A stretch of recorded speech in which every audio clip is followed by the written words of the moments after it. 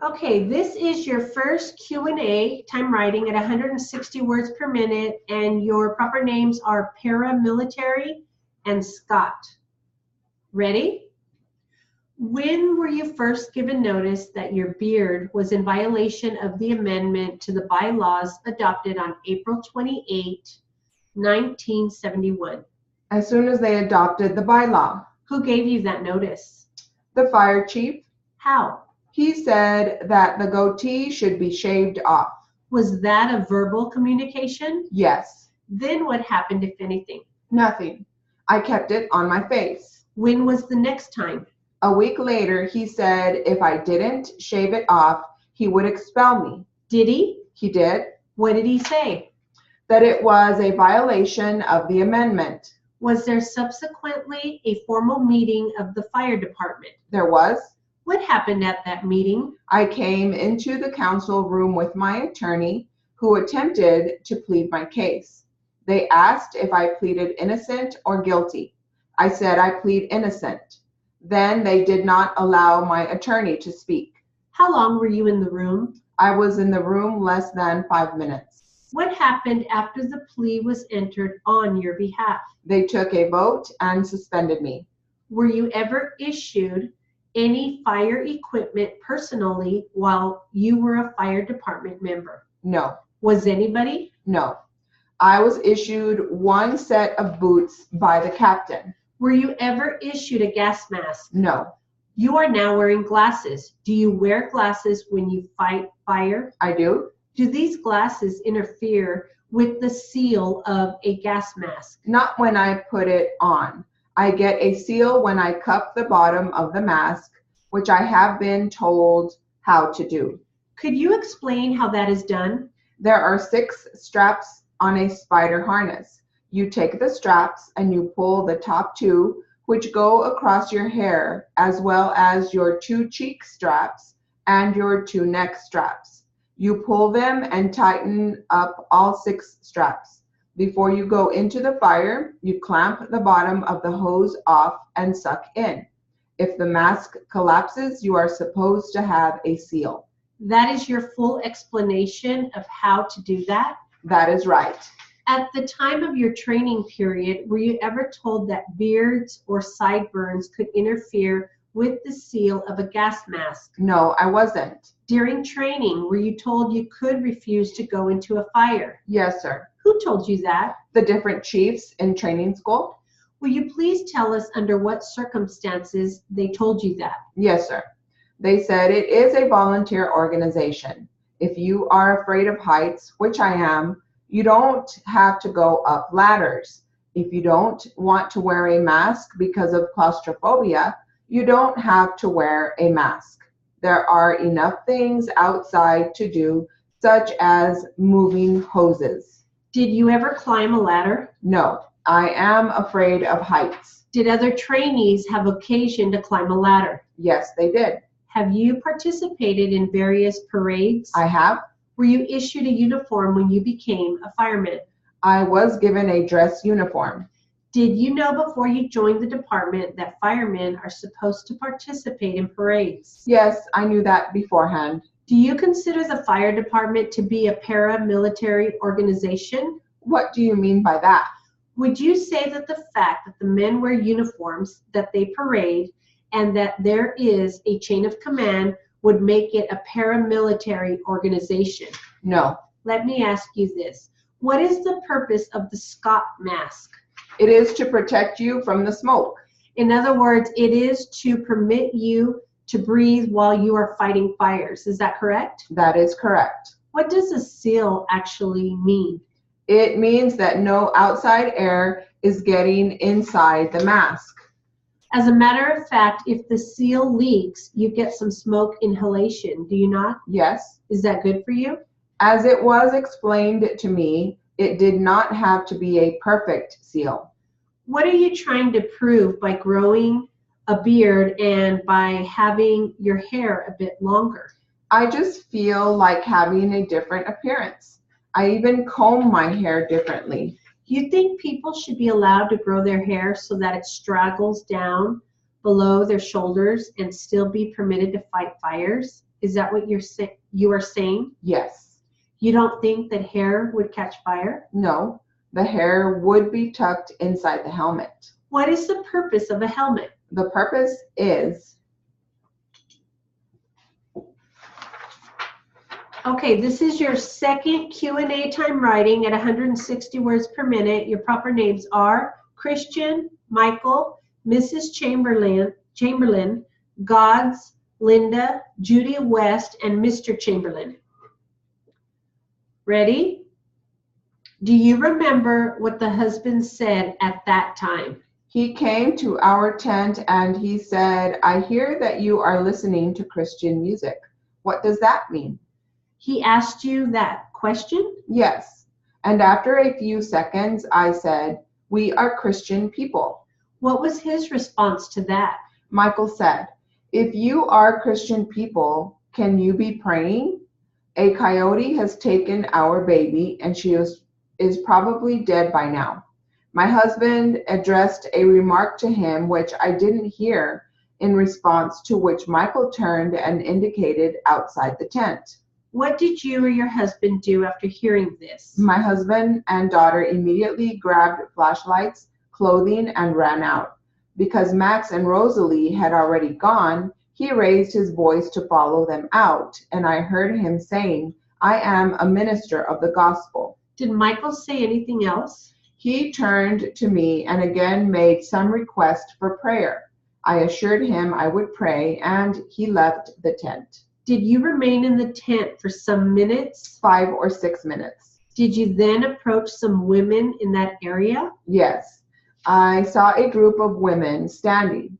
3, as I recall. I simply put my arms around the mother and I said, "God is good."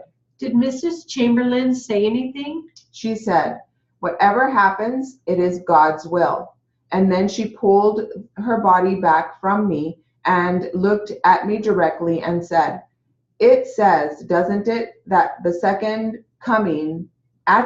coming, babies will be restored to their mother's arms." What did you respond? I took her by the arm and I led her over to the low fence.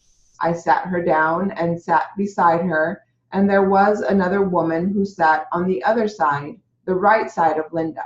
What was this woman's name? Judy West. During the balance of the evening, you spent some time with Mrs. Chamberlain? A considerable amount. Did she indicate anything about the area in which she believed the search should take place? There was one period in the night when she was quite agitated because she believed the searchers were not looking in the right place.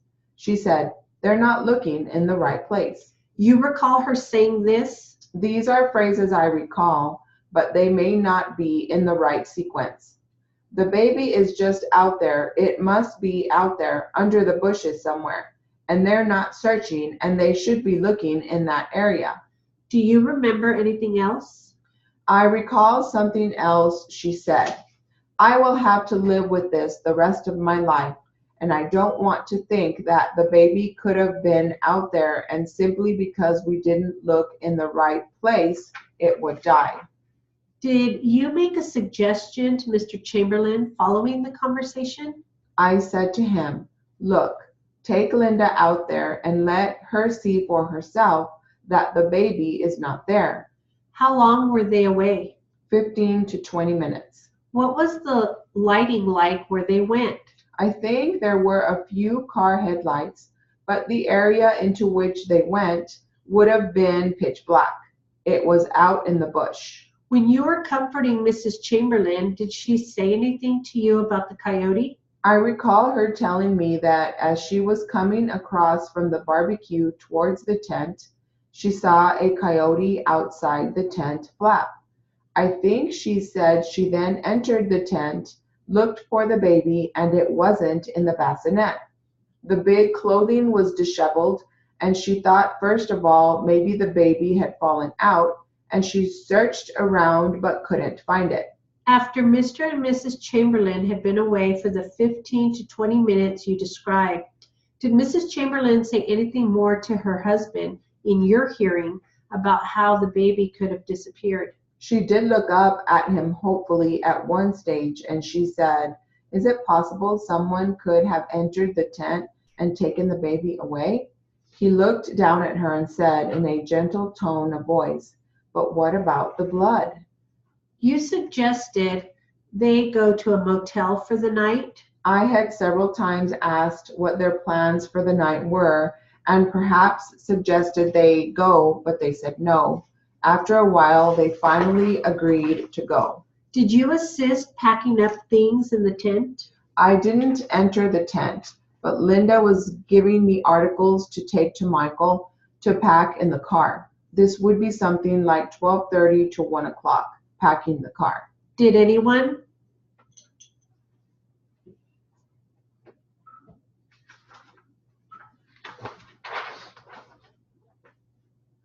Okay, this is your first Q&A time writing at 140 words per minute. Your proper names are Mr. Springer, Bernard Rowley, Springer number one, and Terry Parkway. Ready? Mr. Springer, my name is Bernard Rowley. You were here before on September 26th, I believe, to have your deposition taken, at which time we took a break so that we could give you the chance to comply with the request for production, which was in the notice of deposition. And I have the notice with me today, which I am going to attach as Springer number one, which has the same list of documents on it. In response to number one, the documents that we had requested for you to produce, what you have produced is a copy of the synopsis of tab receipts that your attorney has presented me, which is right here. Is that correct? Correct. These are copies of tab receipts or the papers out of the tab book.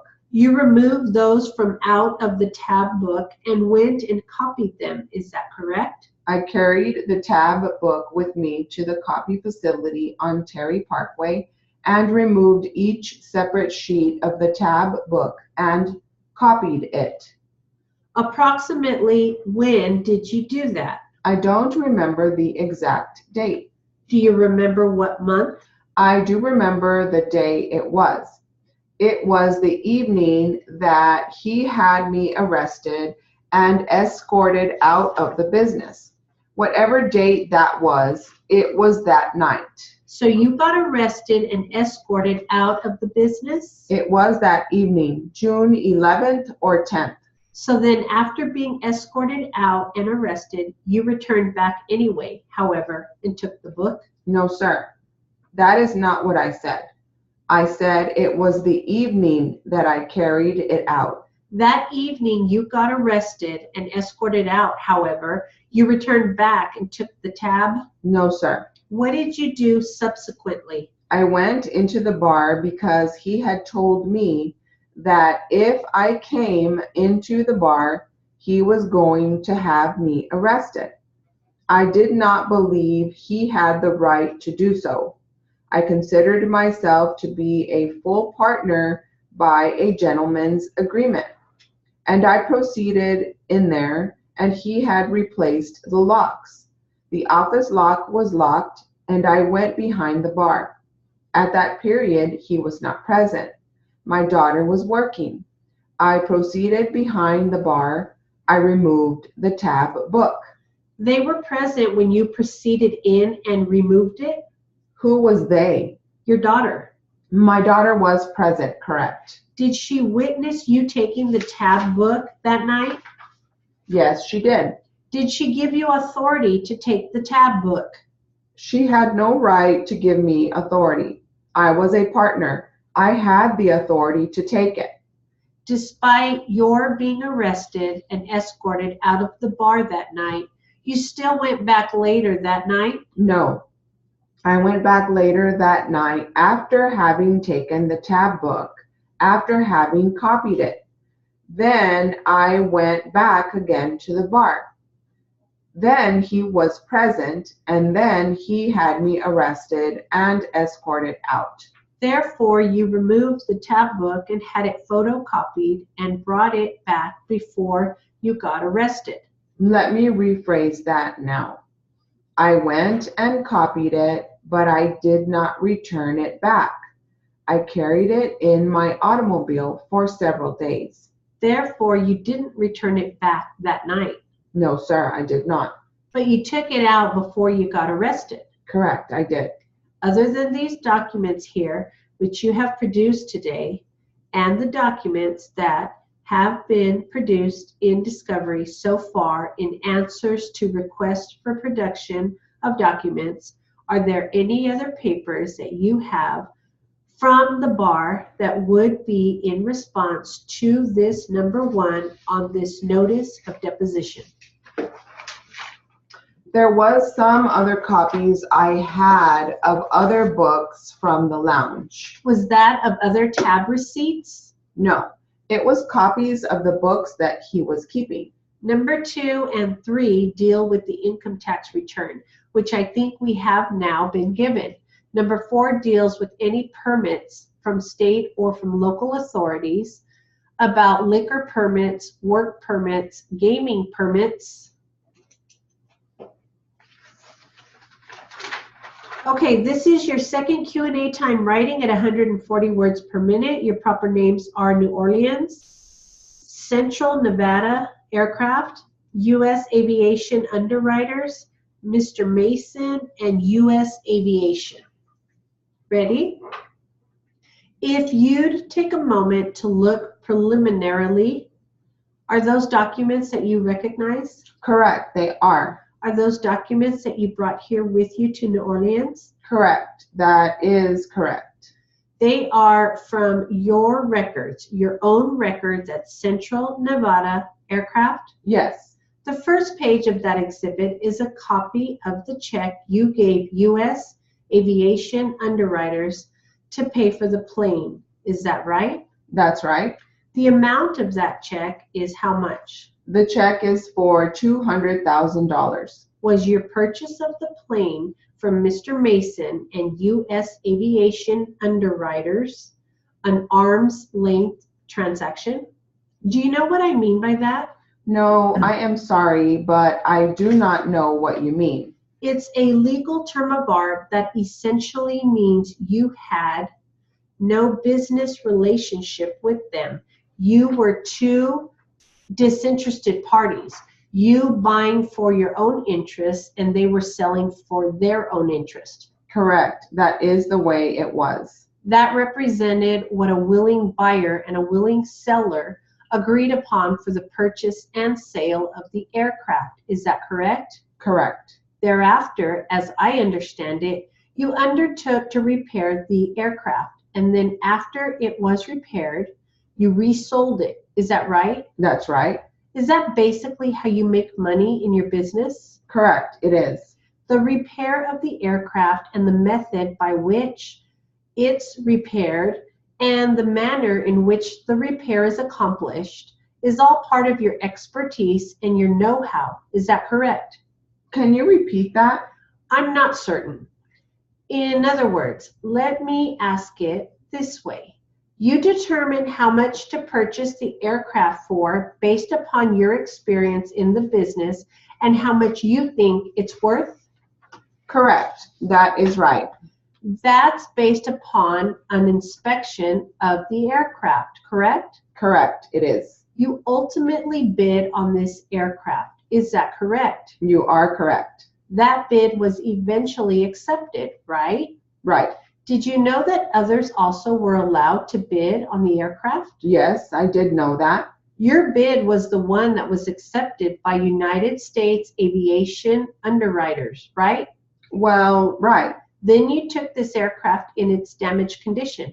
Yes. Using the knowledge and experience you have from your years in the business, you then decided how to repair it, where to bring it. Correct. Right. You knew what needed to be done in order to get the most value in reselling it, correct? Exactly. Right. We have some pictures in Exhibit 1, but let me show you some other pictures that I think you brought for us, and maybe we can simply attach those. If you want to take a look at those and then explain what those are, please. These are pictures of the aircraft in its finished condition. If I understand you, then after it was repaired, these are photographs that were taken? Correct, that is true. Okay, give me a little chain of events or history on your involvement with the aircraft, if you would.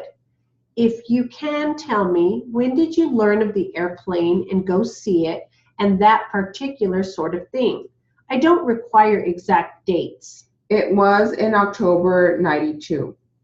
Well, when we first saw the aircraft, it was 9 months prior or thereabouts. So if you bought it in August and you first saw it about 9 months before, you first saw it about September? It was September or October.